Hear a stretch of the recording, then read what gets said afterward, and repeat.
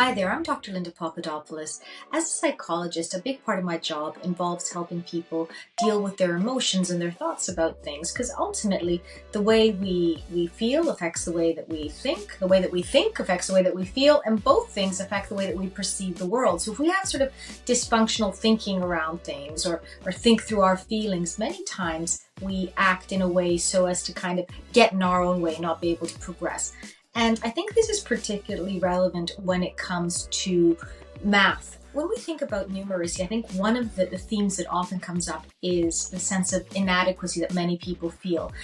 There's a sense that if you're good at maths, you're super smart, and if you're not, you're just kind of not smart enough. I think many times these feelings of inadequacy either trigger other aspects, that remind us that, or make us feel like we're not good enough, or they kind of permeate into other areas of our lives. So I'm not good at math becomes I'm just not that bright. Or, I'm not great at numeracy becomes, I'm not like really a problem solver. And, I'm not a real risk taker with things. And I think because of that, it's critical that if you, or anyone that you love is feeling kind of inadequate around math, that you actually learn how to challenge this. Now, the first thing that's really, really important is to understand that many times, we have different ways of learning. Not everybody learns in the same way. Sadly, our school system teaches in one basic way. And as a product of that, some of us will learn easier, some of us won't. It's not a testament to the fact that you can't do it.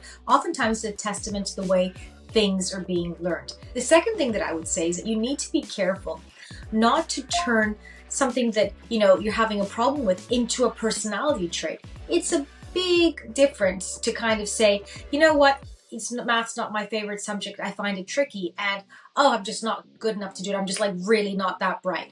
One thing speaks to a moment in time. I'm finding this problem difficult. Another speaks to a stable personality trait. And that just reinforces those feelings of inadequacy.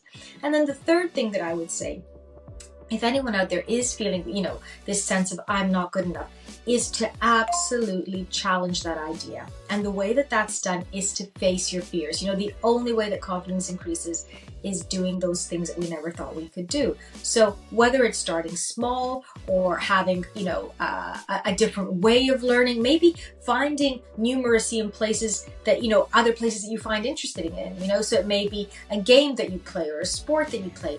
Ultimately, the more you're able to face it, the more you're able to reframe yourself as being, rather than inadequate, someone that just finds something challenging, which ultimately we all do until we work on it and then we don't. I hope this helps.